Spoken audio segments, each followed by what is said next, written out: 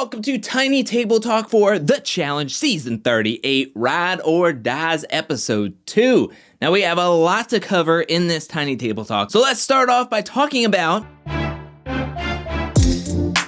Did Jay and Michele make the right decision by sending in Olivia and Horacio instead of sending in Johnny and Ravyn? Now, I've had some time to think about this. Did they make the right decision? I slept on it.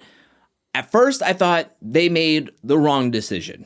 I thought that they should have sent in Johnny and Ravyn because, like Michele had said throughout the whole episode, that they are a liability, and they make her and Jay guilty by association because of how close they are in the game with them. So, Michele, I was completely on her side, being like, yes, you should have sent in Johnny and Ravyn. However, ultimately, I've come to the conclusion that I think it did not matter who Jay and Michele would have sent into the elimination between the two teams. It wouldn't have changed anybody's mind up there because Bananas and Nany already deem Jay untrustworthy. So if that's their conclusion and they spread that around Laurel, Casey, Kenny, then their position is already stamped within the house within this game at this point. Bananas' whole reasoning of wanting to send in Jay and Michele was to see, quote unquote, where their cards lie. It wasn't like Jay and Michele had a decision between Johnny and Ravyn and, say, a vet team of Tori and Devin or Laurel and Jack. It was two rookie teams that he's working with. So ultimately, it wasn't like we're gonna see where his cards lie. He's working with both of them. It's not really a huge where their cards lie kind of moment, you know? Jay and Johnny are super close within the house. They're seen as close friends in the house. So people have already caught on that they are really close friends. And Jay mentions that if I gave him my word, how can anybody else trust me within this game if I go back on there? They'll look at me as a backstabber, as someone who betrays you. How can you trust somebody like this? Well, can I just say that I think that point is also moot, because in season 36, Double Agents, we had Fessy backstab and go against a friend because there was a hall brawl and he wanted his gold skull, and he faced off and played dirty against a quote-unquote best friend in Nelson, sent him home, yet nobody messed with Fessy. Nobody called him a liar or a snake in the game, maybe Corey initially, but nothing came of it. Nobody went up and was like, we gotta get Fessy out of here because he's a snake. If anything, the past couple of seasons, Amber has been seen as more of a quote-unquote snake within the game by the vets than, say, Fessy, who legit backstabbed a best friend in the game. With the addition of Bananas and Nany, we were brought back to the way the challenge has been played the past few seasons, and really before then as well, where the vets will continuously go after the rookie pairs and the rookie teams, and Jay and Michele are back towards the bottom, especially with the vets. They are deemed as the outcast. This has been nothing new with Jay and Michele in their challenge careers. Bananas and whoever else is going to listen to them are going to push that Jay and Michele are snakes. No matter who they would have chosen out of those two teams, their position in the game, at least in Bananas, Nany, Laurel, whoever other numbers that they have, Jay and Michele are already punched their positioning no matter who they would have sent in between those two teams. They didn't really show their cards. Bananas wanted to put them in an awkward position within the game, and he did it. I don't think this really showed much that people didn't already know within the game. I think they already knew how close Jay and Johnny were on the season with each other heading into this decision, and them saving Johnny over Olivia and Horacio, that maybe he doesn't know outside of this game really anything. Like, what was he supposed to do? Oh, I do know Johnny outside the game, so I am going to save him over somebody that I just met 2 days ago. I just don't think that their elimination decision really mounted to a whole lot. I just think it showed us as the audience where we can expect Jay and Michele to be week after week after week being sent in to the draw and possibly the elimination if, say, Bananas, Nany, Laurel, Casey, and whatever numbers that they have are going to win into power. I just feel like we're going to see Jay and Michele more in there. And we're going to talk more about Jay and Michele in a later segment in this Tiny Table Talk. So let's move on to the next segment.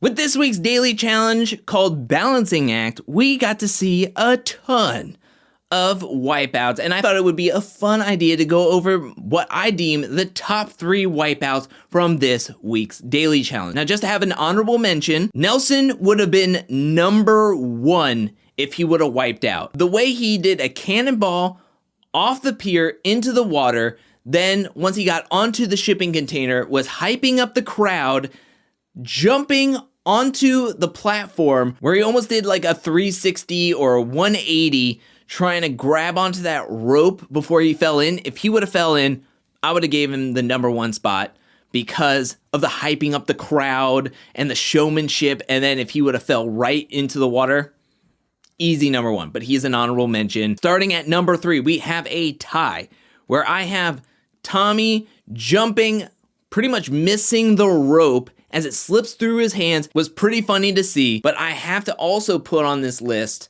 at number 3, Faisal and his toe tapping. He gets onto the platform, he touches the platform with his feet, does a couple of toe taps, and then falls into the water, DQing him and Mariah from this daily challenge. That was actually really, really funny. Coming in at number 2 was Michelle's faceplant on the platform before falling into the water. That faceplant seemed like it hurt quite a bit. And at number 1, how could I not put Jack's wipeout?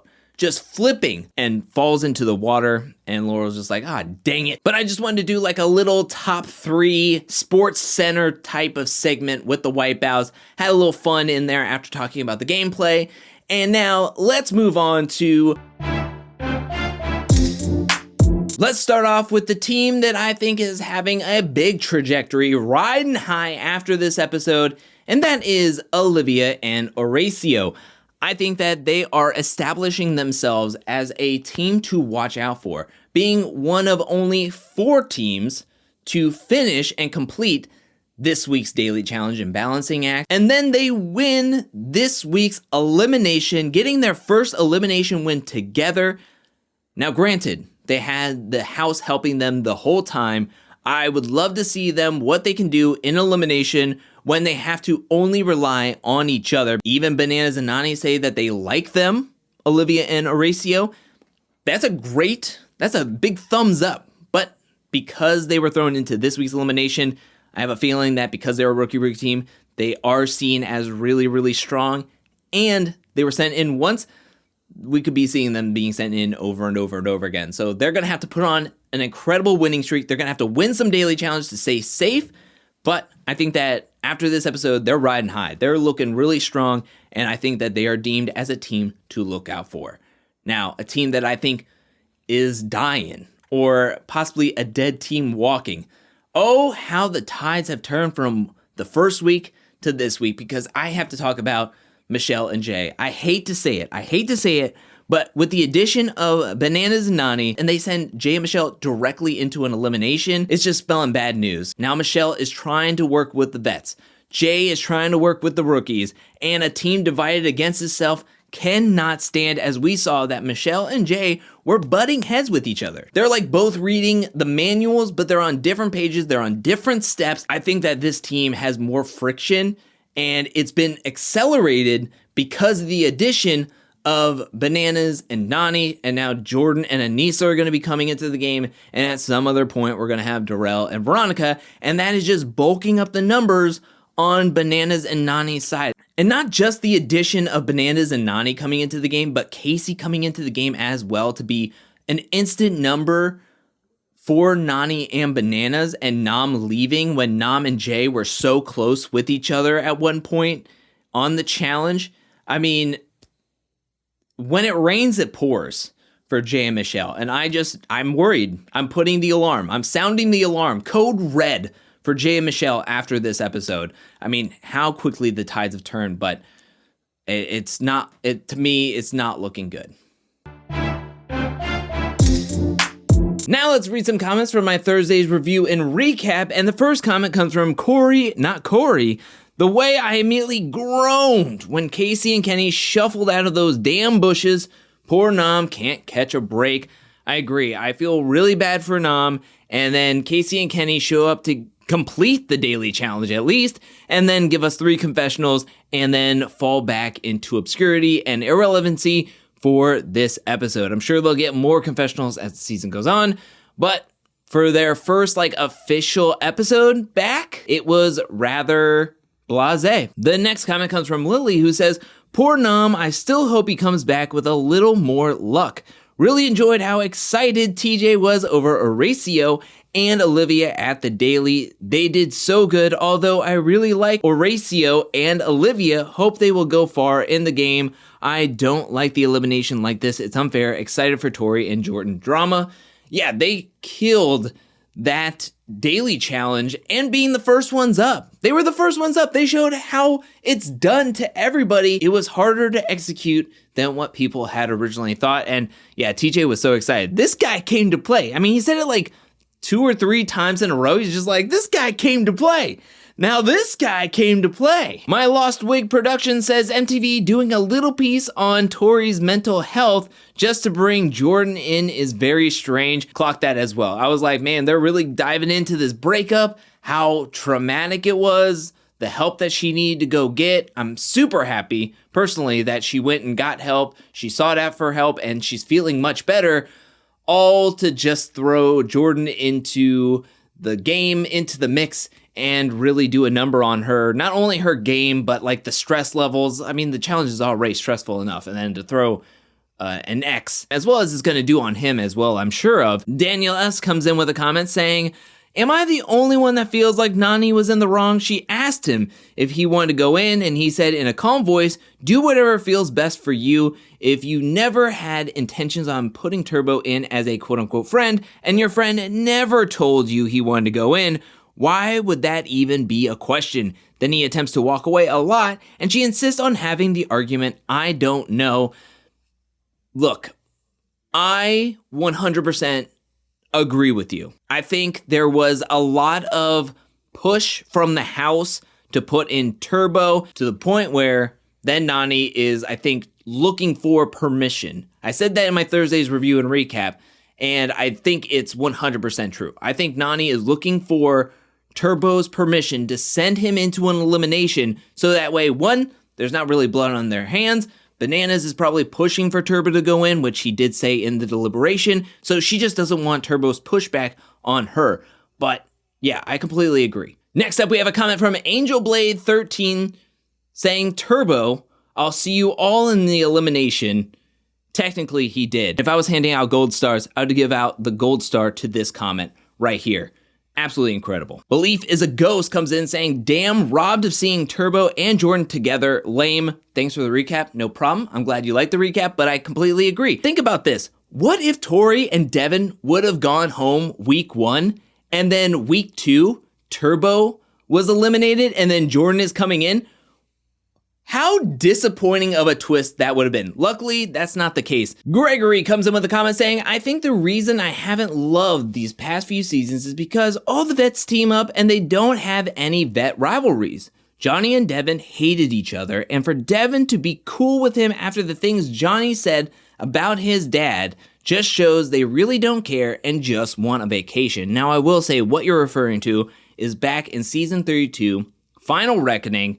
We really haven't seen Devin and Johnny back on a season together since then. Been years. I think it was, 2017, 2018? But who's to say people can't change? And they had a conversation outside of the game, outside of the seasons, and was able to talk things out and to come to an understanding and maybe strike up a friendship. But I will also say that when you're in the challenge, a game for $1 million, and you need any and all numbers that you can get. I mean, there's a lot people will push aside or set aside when there's $1 million on the line. Blacksum Curry says, "I'm starting to see the downside of the returning ride or dies.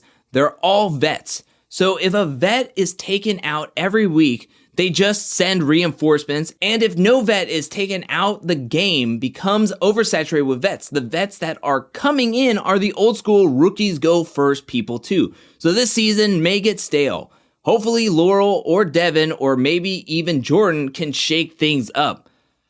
I don't know about that. I mean, Laurel is in Nani's back pocket, Devin is in Banana's back pocket, and Jordan may want to work with Bananas on this thing. I think Bananas is going to make this whole all vets alliance. That's what's going to happen. All the vets are going to work together. And I agree. It's almost like I had the thought, the way this game is set up, it's like quicksand for the rookies and the rookie teams and the teams that aren't buddy with some of the vets who feel like, okay, maybe I'm feeling it. Maybe I'm getting my footing in this game. Maybe I'm feeling a little bit confident. And then all of a sudden it's just like a vet team comes in. Another vet team comes in. Another vet team comes in. Because you know Darrell and Veronica are waiting in the wings to come into this game. And you know what? That's my worry. My worry is these vets all globbing together once they're in the game, coming in late, coming together, and then because of their experience, because of this new alliance, they're going to just start picking off these rookies one by one, just like we saw last season and pretty much the season prior to that one as well. So we'll have to wait and see, but this episode, I will say, was quite a bit more predictable because Bananas and Nani won into power. It was highly predictable with Bananas pushing for Jay to be thrown into the elimination, to be nominated, then two other rookie teams being nominated, and Turbo and Tamara kind of having this blow up with Nani, and Bananas was wanting to throw him in anyways. So I don't know. This episode was good. I still enjoyed this episode for what it's worth. I just found it more predictable once Bananas and Nani were in a position of power. I kind of knew the direction of everything that it was going and where the episode was going. And the final comment comes from PA. Life goal is for Angel Cake to read one of my comments one day. Maybe one day it'll happen, PA. But that is it for this week's Tiny Table Talk for The Challenge Season 38, Ride or Dies. What'd you think about this episode? Let me know down in the comment section below. I want to give a special shout out thank you to everyone who supports me over at patreon.com/angelcakevids. Thank you for your support. Thank you for your generosity. Thank you. And thank you to anybody who is watching this video up to this point. I'll be back really soon with more Challenge 38 content, more challenge content, more content in general. But until then, peace.